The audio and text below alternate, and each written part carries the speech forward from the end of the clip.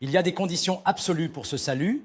Pour entrer dans le royaume des cieux, il faut remplir des conditions absolues. Jésus-Christ a préparé le salut, offrant une nouvelle vie à ceux qui l'acceptent. Dieu dit à ceux qui sont nés de nouveau, « Tu es maintenant mon peuple ». Dans la terre promise, il y a un fleuve de lait et de miel, mais vous ne pouvez ni le manger ni le boire, et vous passez votre vie dans le désert. Je ne sais pas, mais peut-être qu'à l'approche de la mort, à travers le message d'un évangéliste que vous avez entendu maintes fois, vous pourriez l'accepter et aller au paradis, mais vous ne pourrez certainement pas goûter au royaume de Dieu sur cette terre. C'est pourquoi le salut a des conditions absolues. Si vous ne remplissez pas ces conditions, peu importe combien vous vivez votre foi depuis longtemps, vous ne pourrez pas goûter au royaume de Dieu ici-bas. Alors comment pouvez-vous espérer vivre dans le ciel? C'est pourquoi Dieu a établi ces conditions incroyables pour que nous puissions goûter au royaume de Dieu sur cette terre et vivre en tant que citoyens du ciel. Jésus-Christ a tout préparé et à ceux qui l'acceptent, il donne une bénédiction, une nouvelle vie, une nouvelle naissance, cette incroyable bénédiction de la renaissance. Et à ceux qui sont nés de nouveau, Dieu établit une relation d'alliance. Tu es maintenant mon peuple.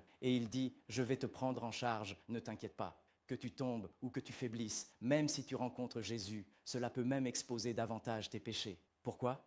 Parce que le diable ne te laissera pas tranquille, mais malgré tout, même si je dois te porter au bord du gouffre, je te tiendrai fermement et je te relèverai. À travers cette alliance, je te dis que ce salut, tu ne peux pas l'accomplir par toi-même. Le diable ne te laissera pas tranquille, mais même si je dois te porter au bord du gouffre, je te tiendrai fermement et je te relèverai. À travers cette alliance, je te dis que ce salut, tu ne peux pas l'accomplir par toi-même. Je vais certainement l'accomplir. Donc, si Dieu nous a appelés, c'est lui qui nous justifie et qui nous glorifie. Cette incroyable condition absolue du salut, c'est justement ce que vous trouvez dans Romains 10, 9. Ce verset de Romains 10, 9 est une condition absolue. Sans cette confession, il est absolument impossible d'entrer au paradis. Et donc, vous ne pouvez pas goûter à la vie du paradis. Donc, même si vous vivez votre foi pendant 10 ou 20 ans, tant que le sujet du salut, c'est vous, vous allez vous fatiguer à force de vous battre et de vous efforcer. Alors, ce n'est pas moi qui vis, mais qui vit en moi. C'est Jésus qui vit, je ne sais pas à quel point c'est différent. La bénédiction est la même, mais elle est différente. Le sujet change, le sujet, ainsi, peu à peu, Dieu devient le sujet et à travers notre soumission à sa volonté, nous vivons une vie qui porte des fruits sur le chemin de la sanctification et du salut. Qu'est-ce que cela signifie vraiment, porter du fruit? Je me soumets absolument à la souveraineté de Dieu.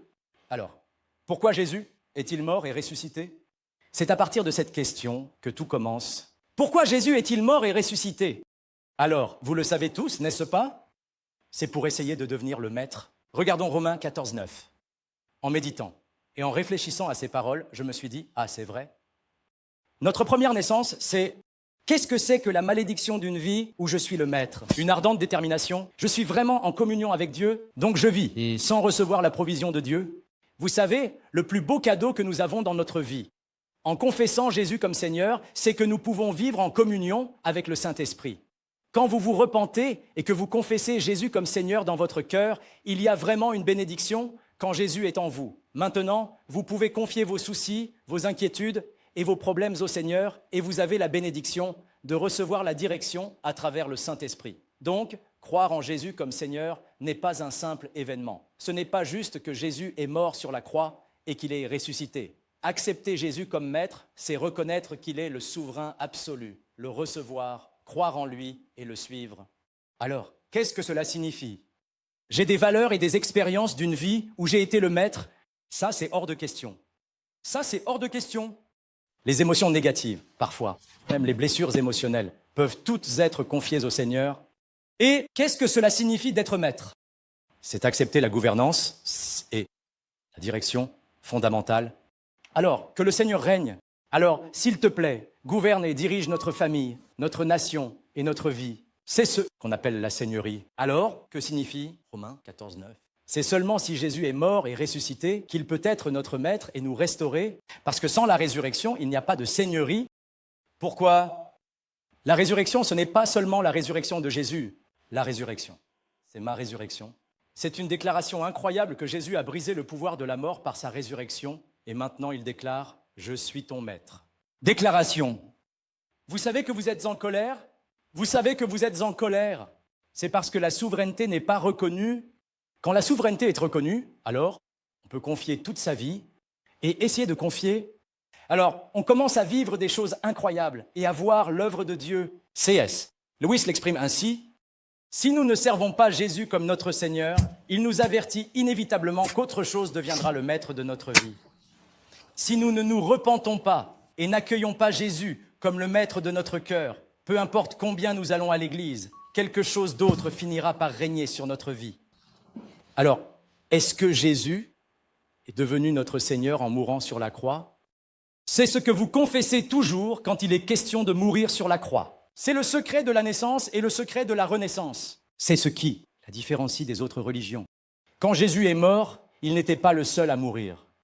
Quand Jésus est mort, il a cloué tout mon ancien moi sur la croix. C'est le véritable secret de la renaissance. Si vous n'acceptez pas cela, vous serez attaqué par le diable. Regarde-toi maintenant. Penses-tu vraiment pouvoir être sauvé? C'est à ce moment-là que l'évangile doit entrer. Donc, Jésus est mort sur la croix pour mes péchés. Quand cette vérité entre en moi par la grâce, je ne peux plus pécher. Je ne peux plus pécher parce que je vis selon la mesure de la grâce que j'ai reçue. Et je déclare que quand il est ressuscité, ce n'est pas seulement Jésus qui est ressuscité, mais ma vie aussi a reçu une nouvelle vie, une renaissance. C'est un nouveau départ. C'est le secret de la naissance et de la résurrection.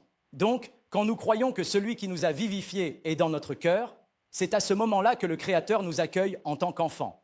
Peu importe combien je dis que tu es mon Seigneur, ma première naissance ne peut jamais être unie à Jésus. Peu importe combien je confesse qu'il est mon maître, cela ne sert à rien. Jésus doit reconnaître qu'il est mon roi et mon maître. Mais il y a une seule condition pour cette reconnaissance.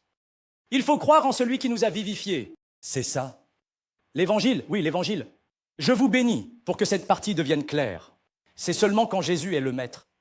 Nous sommes libérés de l'autorité du diable. Dans Matthieu 12, verset 28, Jésus montre le pouvoir d'expulser les démons par la puissance de l'Esprit Saint. Jésus dit, parlez-moi, l'état de notre cœur. Quel est l'état de votre cœur? C'est le repère des esprits malins. Le repère des esprits malins est le repère des esprits malins. Voulez-vous être sous l'influence du diable?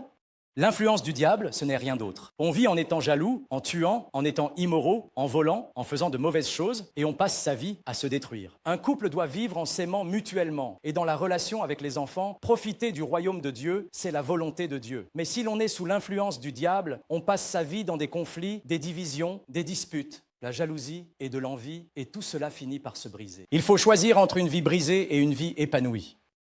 Jésus est le maître de notre famille.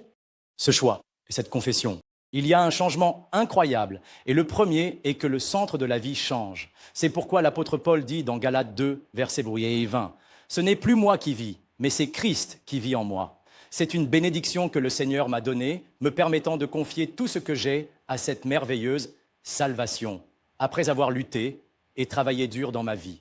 Quand Jésus est le maître, je me libère de mes désirs et de ma volonté. Et quel type de vie je mène? Je ressens un désir de vivre selon la volonté de Dieu. Je cherche et poursuis la volonté de Dieu dans tous les aspects de ma vie. Concernant les problèmes des enfants, les difficultés économiques et divers autres problèmes, au lieu de les blâmer et de se plaindre à travers ces événements, Dieu nous a donné la bénédiction de pouvoir chercher sa volonté, de savoir ce qu'il désire pour notre famille et notre vie. Et je prie, Seigneur, il se passe cela dans notre famille. Seigneur, que veux-tu me dire en provoquant de tels événements? L'amour, c'est la patience. Ce n'est pas un amour humain. Le fait que le Maître vienne habiter en moi, c'est comme si un amour parfait était entré en moi. La bénédiction que l'on reçoit d'un amour parfait, c'est la patience. À travers cette patience, si l'on comprend quelle est la volonté bonne et agréable de Dieu, alors il nous le dira. Mais dans les émotions humaines, une personne ne peut pas supporter. Il faut que ce soit quelque chose de petit.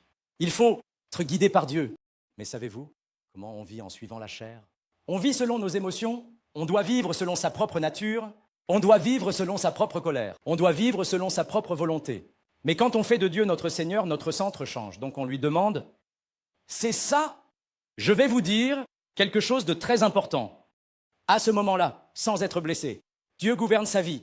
Il gouverne. Amen. Même pour les petites choses, on cherche la volonté, confie ce chemin au Seigneur. Alors, il nous façonnera. Reconnaissez-le en toutes choses. Alors, il guide mon chemin. Le centre de la vie change. Votre centre a-t-il changé? Face à un problème, est-ce que vous le présentez au Seigneur? Cette personne vit maintenant en ayant Jésus comme Seigneur. Amen, n'est-ce pas? C'est le deuxième. Il nous donne la force de nous relever dans n'importe quelle situation. Avoir Jésus comme Seigneur signifie que l'amour parfait entre dans mon cœur. Cet amour me tient fermement. Alors, même si les choses se déchirent de toutes parts en moi, cela ne s'accumule pas. Mes amis, c'est une grâce unilatérale que Dieu nous donne, c'est accueillir cet amour. Accueillir Jésus comme Seigneur signifie accueillir dans mon cœur celui qui nous a donné cet amour parfait par son sang. Troisièmement, lorsque nous accueillons pleinement cet amour, toutes les richesses se trouvent en Jésus. Colossiens 2:3. Ceci. En lui, en cet amour, toute la sagesse, la connaissance et les trésors sont cachés. Faites confiance à cela. Et si vous demandez en vous prosternant devant lui, Dieu agira certainement. On ne doit pas décider avec l'expérience et le jugement superficiel de l'homme en tant qu'ancienne personne. Ce n'est pas à nous de juger non plus.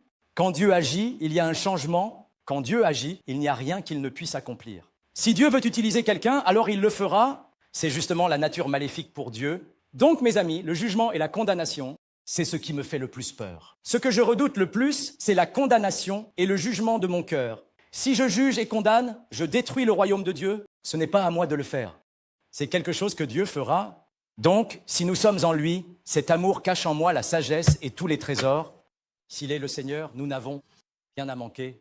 Pourquoi n'y a-t-il pas de manque? Est-il l'amour? Est-ce un amour parfait?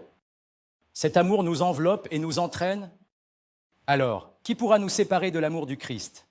C'est cet amour que je garde en moi. Jésus, qui est l'incarnation de l'amour, et l'amour, c'est pourquoi il nous a donné la bénédiction de pouvoir vivre sur cette terre comme si nous avions tout, malgré la pauvreté et le manque. C'est pourquoi 2 Corinthiens 6:10 dit, lisons ensemble, bien que nous soyons dans l'inquiétude, nous sommes toujours joyeux. Bien que nous soyons pauvres, nous enrichissons beaucoup de gens. Bien que nous n'ayons rien, nous possédons tout.